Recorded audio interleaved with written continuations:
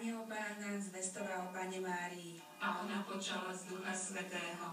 Zdravá z Mária, milosti plná, Pán s tebou. Požehnaná si medzi ženami a požehnaný je plod života tvojho Ježiš. Svätá Mária, Matka Božia, pros za nás hriešnych, teraz i v hodinu smrti našej. Amen.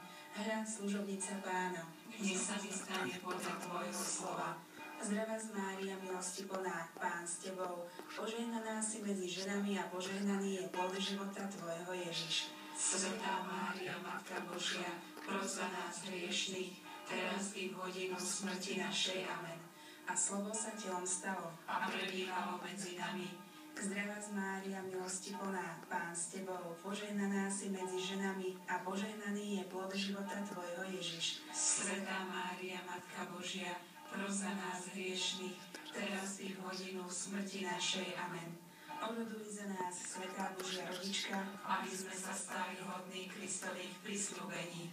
Modlime sa. Bože, z anjelovho zvestovania vieme, že Tvoj Syn Ježiš Kristus sa stal človekom.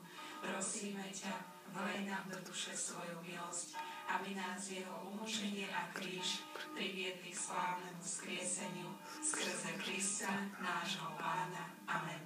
Sláva Otcu i Synu i Duchu Svätému, ako bolo na počiatku, tak nech je i teraz, i vždycky, i na veky vekov. Amen. Pán s vami, I s duchom tvojim. vážený náš všemohúci Boh, Otec i Syn i Duch Svätý.